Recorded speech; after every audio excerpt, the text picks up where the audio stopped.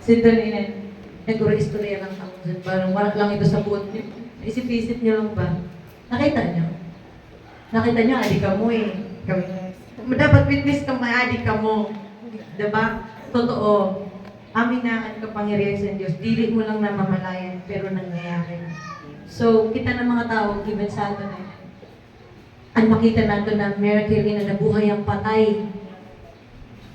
And ang pilay nagdalagan. Miracle. Nakalakas ang pilay. And may galis, naging inis. Muna mga gusto natin na na miraculous. Ay, kaya na yan mo sa feeling lotion.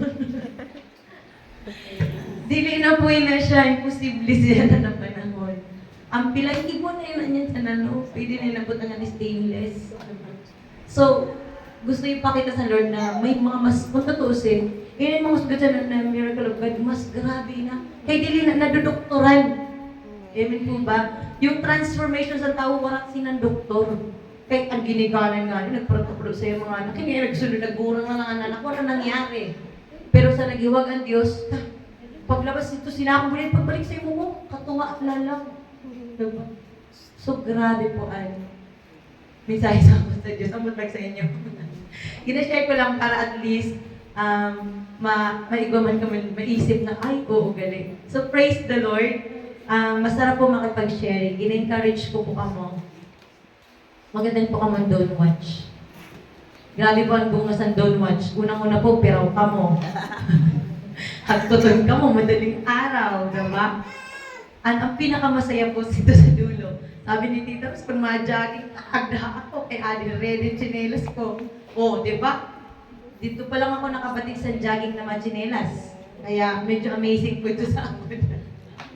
Praise the Lord. So, masadya po, no? May gadget po ba yung kita? May mga cellphone ka mo, kaya wala na kailangan cellphone. Ina-preach ready, hindi ka na ma-preach alay lang.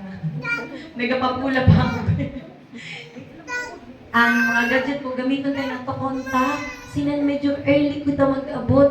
Kinabaritaan ko. Chismosa talaga ako. Pero hindi maraming isang araw ko.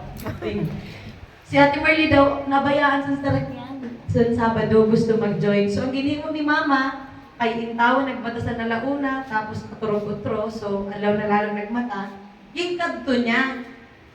Bagan sabi ko, bagan wala niya sa communication na maayo. Kasi kung may communication po early, may panahon maghulat. Di ba? Kasi at that time, maabot ako, sumahulat para po makaabot kita. So, gamitin po natin na siya. Ang gadget para sa advantage natin. So, purihin si Lord.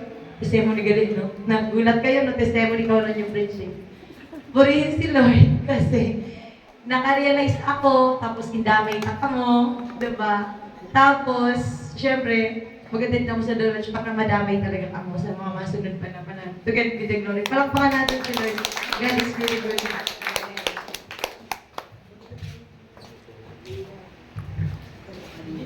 Oh yes. Oh, praise God. So, grabe ka po ka.